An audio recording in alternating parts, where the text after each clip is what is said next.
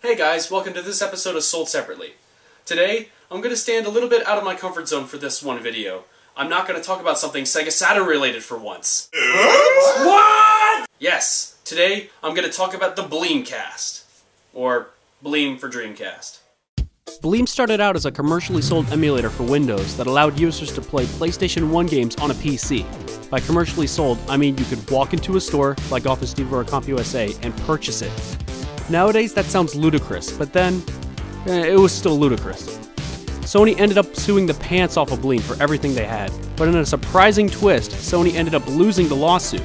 However, all the court costs for Bleem were too much to handle, forcing the company to fold shortly after the case in 2001. If you'd like to know more about the original Bleem software, Clint from Lazy Game Reviews did an excellent LGR oddware on the original Bleem emulator and even demonstrates its use, so I highly recommend you check out his video on it. Today, we're focusing on Bleem's three-headed step-cousin for the Dreamcast. Now, Bleem for Dreamcast, like the PC software, allowed you to play PlayStation 1 titles on your Dreamcast. But there was a catch. Bleemcast was only compatible with 3 games. These titles were Gran Turismo 2, Tekken 3, and Metal Gear Solid.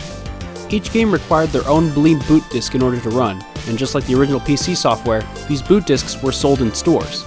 The one I have here is a boot disc for Gran Turismo 2, which I bought at an old Babbage's near Painesville, Ohio back in 2001.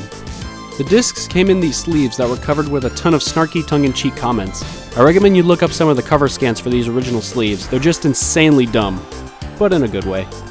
To get Bleem started, you must first insert the disc into your Dreamcast and boot it up, where you'll be greeted with this Sega screen with Bleem's snarky warnings hastily pasted onto it. You'll then be taken to this screen, which prompts you to swap out the disc with your Gran Turismo 2 disc. Before you do that though, you might want to check out the other options listed on this screen. Pressing A will show you the controls for the game and how they're mapped to the Dreamcast controller. Holding down the right trigger on the screen will show you the control scheme that they recommend for the game. Pressing the B button shows you how saving works with the VMU. And by the way, if you have a VMU inserted while playing, it'll just be flashing the Bleem logo in many different fonts. It's kinda useless for this. Pressing the X button will bring you the bug alert, telling you that some copies of Gran Turismo 2 have bugs in them, and that you can exchange your copy for a fixed one from Sony for free. How nice of them. Finally, there's the credits, which is filled with the same tongue-in-cheek humor as the rest of the package. I find it pretty amusing that they had this whole carefree attitude about the whole "Sony is suing us" thing.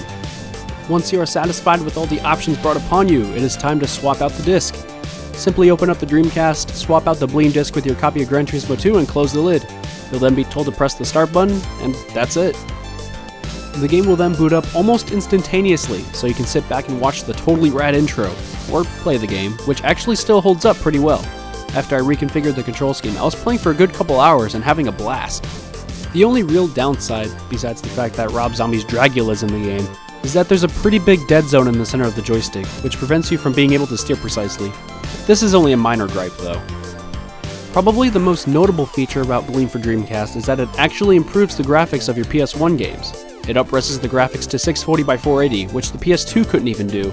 It even cleans and filters the textures to make them look a million times better. The cars actually look shiny. It even has full-screen anti-aliasing. Bleem for Dreamcast is indeed a very unique piece of video game history. Not since the ColecoVision could you play another competitor's games on another console.